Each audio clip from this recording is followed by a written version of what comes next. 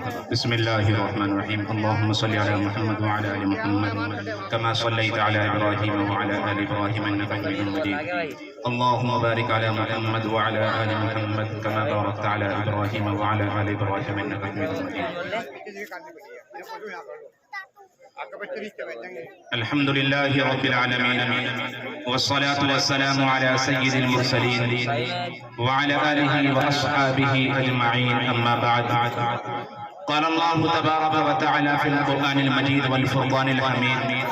أعوذ بالله من الشيطان الرجيم بسم الله الرحمن الرحيم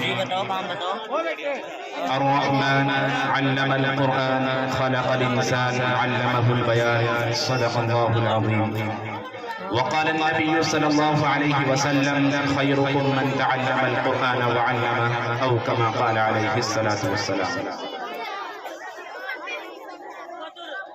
غنیمت سمجھ زندگی کی بہار غنیمت سمجھ زندگی کی بہار کہ آنا نہ ہوگا یہاں بار بار اسٹیج پر تشریف فرما حضرات علماء کرام مہمانان اعزاز بزرگان دین اور عزیز طلبہ و طالبات آپ حضرات ماشاءاللہ مغرب کے بعد سے اپنے اس مدرسہ تعلیم القرآن کے پروگرام کو سماعت کر رہے ہیں یہاں پڑھنے والے طلبہ اور طالبات نے جو سال بھر کاوشیں کی محنتیں کی کوششیں کی ان کے اساتذہ نے جو ان کو بنایا اور سنوارا ہے جو ان کو سکھایا ہے جو ان پر محنتیں کی ہیں وہ انہوں نے سب کچھ آپ کے سامنے پیش کیا ہے یقیناً قابل مبارکباد ہے ہمارے اس مدرسے کے اساتذہ یہاں کے منتظمین اور یہاں کے طلبہ و طالبات دعا ہے کہ اللہ تبارک و تعالی ان کو مزید ترقیات سے مالا مال آمین حضرات اب ہمارا یہاں سے علماء کے خطاب کا سلسلہ شروع ہوگا قبل اس کے کہ میں ان بزرگوں کو ان علماء دین کو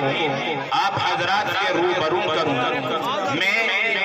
یہ کہہ دینا ضروری اور لازم سمجھتا ہوں کہ میں اور آپ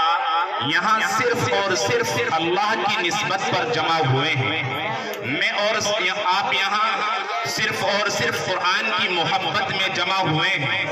میں اور آپ یہاں آقا نامدار جناب محمد عربی صلی اللہ علیہ وسلم کی محبت میں اور آپ کی نسبت پر جمع ہوئے ہیں میں عرض کیا کرتا ہوں کہ یہ نسبت کوئی معمولی چیز نہیں ہوا کرتی نسبت بہت بلند و بالا چیز ہوا کرتی ہے مثال میں نے شاید آپ کے سامنے پہلے بھی دی پھر تذکیراً عرض کر دینا ضروری سمجھتا ہوں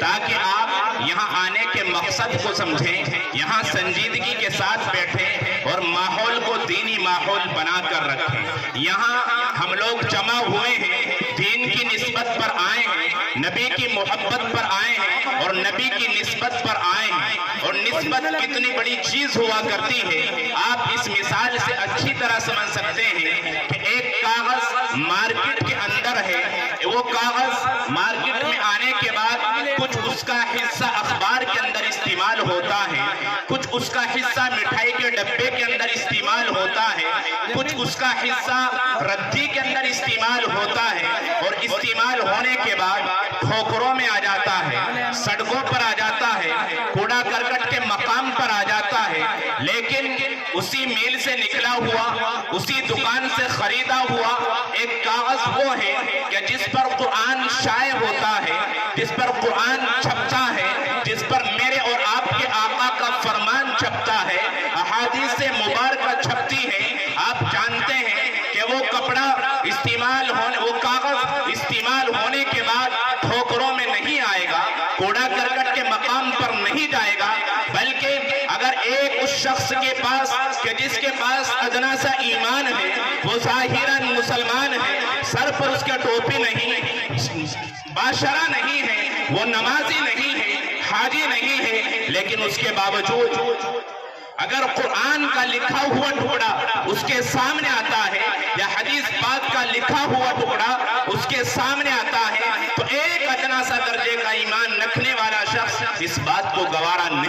گا کہ وہ ٹکڑا راستے میں پڑا رہے، وہ کوڑا کرکٹ کے مقام پر پڑا رہے، وہ ٹھوکروں میں رہے، وہ نالیوں میں رہے، بلکہ ایک ایمان والا اس کو اٹھائے گا، سر پر رکھے گا، آنکھوں سے لگائے گا، چومے گا۔ کیوں میرے بزرگوں؟ کیونکہ اس اخبار، اس کاغذ کی نسبت قرآن سے ہوئی ہے، اس کاغذ کی نسبت وہ حدیث پاک سے ہوئی ہے۔ اسی طریقے سے گتے کو لیجئے، ایک گتا وہ ہے جو مٹھائی کے ڈبے میں استعمال ہوا، دیگر سامان کے اندر استعمال ہوا، لیکن ایک گتا وہ ہے جو قرآن سے جڑ گیا۔ ایک کپڑا وہ ہے جو میں اور آپ استعمال کرتے ہیں، پہنتے ہیں، پہننے کے بعد پوسیدہ ہونے کے بعد پھینک دیتے ہیں، کوڑے کرکٹ کے مقام پر آ جاتا ہے۔ اور ایک کپڑا وہ ہے جو جزدان ہونے کی شکل میں قرآن سے وابستہ ہو گیا، قرآن سے جڑ گیا۔ اب آپ ایمانداری سے بتائیے، کیا ایمان والا اس گتے کو ٹھوکروں میں ڈالے گا؟ اس جزدان کو جو قرآن سے جڑ گیا، جو قرآن سے وابستہ ہو گیا، اس کو ٹھوکروں میں ڈالے گا؟ ہرگز نہیں۔ کیوں میرے بزرگوں؟ کیونکہ اس گتے کی نسبت قرآن سے ہو گئی، اس کپڑے کی نسبت قرآن سے ہو گئی، اس کاغذ کی نسبت قرآن سے ہو گئی، حدیث کی کتاب سے ہو گئی۔ تو اللہ نے اس کو مقام دیا، مرتبہ دیا، رفعت دی، بلندی دی، اور نتیجہ یہ ہوا کہ وہ ہماری آنکھوں کا سرما بنا، ہمارے سر کا تاج بنا۔ میں اور آپ یہاں جمع ہوئے ہیں، قرآن کی نسبت پر آئے ہیں، نبی کی محبت میں آئے ہیں، تو اللہ کی ذات سے یقین کامل ہے کہ اللہ ہمارے یہاں بیٹھنے کو ضائع نہیں کرے گا، اللہ ہماری حاضری کو ضائع نہیں کرے گا۔ اس لیے میں تمہیداً یہ عرض کر دینا ضروری سمجھتا ہوں کہ خدا کے واسطے اپنے اس جلسے کو اللہ کی نعمت سمجھیے، اپنے اس مدرسے کو اللہ کا انعام سمجھیے، اپنے اس پروگرام کو اللہ کی بڑی نعمت سمجھیے۔ اور یہ علماء، یہ بزرگان دین جو رات کی تنہائی کا سفر کر کے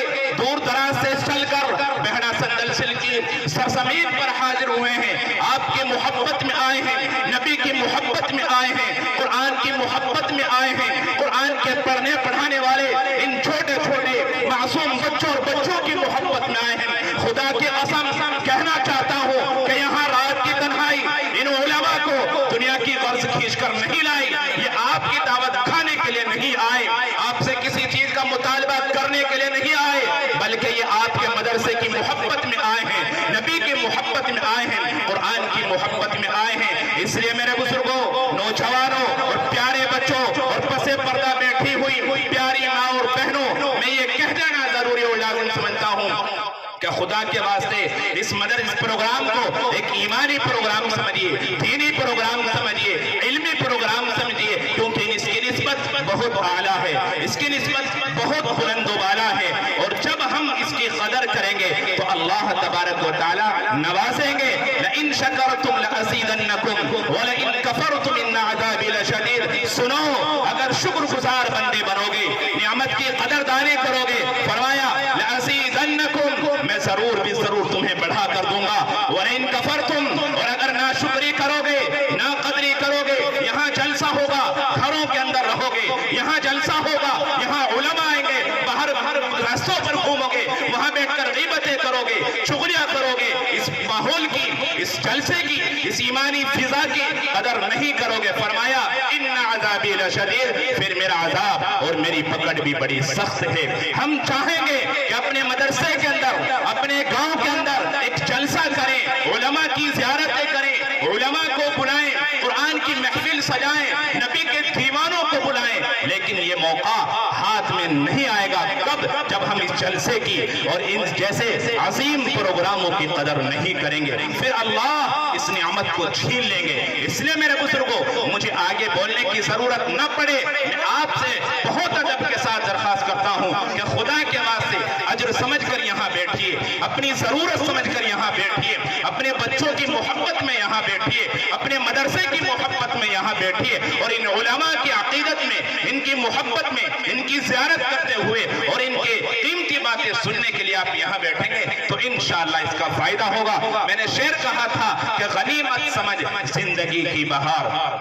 غنیمت سمجھ زندگی کی بہار، کہ آنا نہ ہوگا یہاں بار بار۔ اللہ نے موقع دیا ہے، معلوم نہیں صبح کو بیدار ہو یا نہ ہو، اللہ نے موقع دیا ہے، معلوم نہیں یہاں سے گھر تک پہنچے نہ پہنچے، اللہ نے موقع دیا ہے، پتہ نہیں اگلے سال ہو یا نہ ہو۔ کتنے سے تھے جو पिछले साल से इस साल नहीं, पिछले महीने से इस महीने नहीं, कल थे और आज नहीं। अपनी जिंदगी को गनीमत समझे, इस वक्त को गनीमत समझे, मोहब्बत के साथ बैठे, अकीदत के साथ बैठे और अमल के जज्बे से अपने इन बुजुर्गों को सुने तो इंशाअल्लाह इससे फायदा होगा। हज़रत मौलाना मुख्तार साहब जो इस मदरसे के जिम्मेदार हैं, इनके तमाम असातिज़ा ने और यहाँ पढ़ने वाले बच्चों और बच्चियों ने और यहाँ की पूरी कमेटी ने इतना खूबसूरत प्रोग्राम सजाया है, इसकी कदर करें। अल्लाह तबारक व तआला कहने सुनने से ज्यादा अमल करने की तौफीक मरहमत फरमाए और बाली ताला आखिर तक बहुत संजीदगी के साथ, अकीदत और मोहब्बत के साथ और अमल के जज्बे के साथ इस प्रोग्राम को सुनने की तौफीक मरहमत फरमाए। आमीन।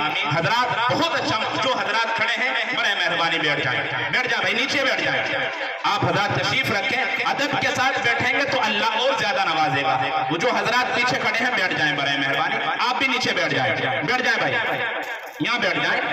इतनी बात कही गई है सिर्फ आपकी वजह से, इन्हें बिठाएं भाई, अंदर बैठ जाएं, जगह खाली है माशाल्लाह। बहुत सुकून के साथ आप बैठे हैं माशाल्लाह। आप इस बात की अक्कासी है आपका ये मंजर कि अल्हम्दुलिल्लाह आप मोहब्बत में बैठे हैं और अपने उलमा की कीमती बातें सुनने के लिए बैठे हैं। कुरान के पैगाम को और आप सल्लल्लाहु अलैहि वसल्लम की मोहब्बत पैगाम को आप यहाँ सुनने के लिए बैठे हैं। अल्लाह ताला आपकी हाजिरी को कबूल फरमाए। आखिर तक आवाज ना आए, बच्चे खामोश हो जाए।